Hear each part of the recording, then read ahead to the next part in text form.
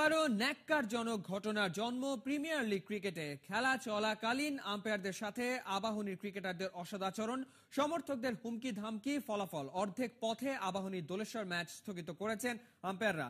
CCDM এর সিদ্ধান্তে খেলার রেজাল্ট ঝুলিয়ে দিয়েছেন ম্যাচ রেফারি, অথচ দায় নিতে রাজি না সিসিডিএম। আবাহনী দোলেশ্বর দুই দলই মনে করে ম্যাচ স্থগিত হওয়ার দায় আম্পায়ারদের। বিকেএসপির ৩ নম্বর মাঠে ঘটনার সাক্ষী দেব চৌধুরী। প্রাইম দোলেশ্বর ইনিংসের 15 ওভার 4 বল ঘটনা শুরু। আবাহনী দোলেশ্বর ম্যাচের দুই আম্পায়ার গাজী সোহেল আর তানভীর আহমেদকে যেন পেয়ে বসলেন আবাহনীর ক্রিকেটাররা। এক হাত নেয়া বলতে যা বোঝায় সেটাই বিকেএসপিতে। মাঠের তাপ ছুঁয়ে গেল সবাইকে। বাইরে থেকে সমর্থকদের লাগামহীন খিস্তি খেওর আর হুমকি ধামকি। ঘটনা চলল প্রায় মিনিট 10। বাধ্য হয়ে মাঠে নামলেন match referee Montu Dutta. Field আর রিজার্ভ আম্পায়ারদের সাথে পরামর্শ। এরপরই আসল ঘটনা।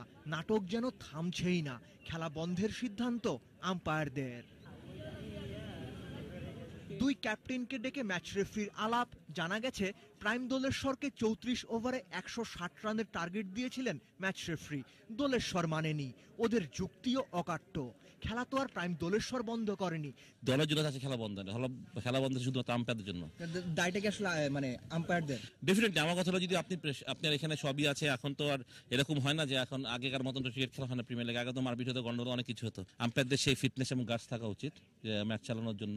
উচিত না যে জিনিসগুলো হয়। আমরা তো চাই ক্রিকেট, এক সময় বলা হয়তো জেন্টলম্যান গেম, এখন হচ্ছে এরকম হয়ে যাচ্ছে হয়তো। আপাতত আম্পায়ার অসুস্থ, এই কারণে খেলা চালানো যাচ্ছে না। ম্যাচ রেফারি যেন অসহায়, কি করবেন নিজেই জানেন না। এখন কোনো সিদ্ধান্ত নেই। আচ্ছা, এটা কি সিসিডিএম সিদ্ধান্ত নেবে? ম্যাচ স্থগিতের দায় কি সিসিডিএম নেবে? নিয়ম অনুযায়ী ম্যাচের সিদ্ধান্ত তো ম্যাচ রেফারি নেয়ার কথা। দিনের শুরুতে টস হেরে ব্যাটিংয়ে নেমেছিল আবাহনী। 45 ওভারের খেলা। 19 তুলতেই আউট তামিম আর অভিষেক মিত্র। ইনফর্ম নাজমুল শান্তর 71 আর অফ ফর্মে থাকা লিটন দাসের চোখ জুড়ানো 48। ওদের 83 পার্টনারশিপে আবাহনীর 200 ছোঁয়া স্কোর। জবাবে 17 ওভারে 59 তোলে দোলেশ্বর। তারপর যা ঘটেছে সেই গল্প তো আগেই বলা হয়েছে। দেব চৌধুরী, 71।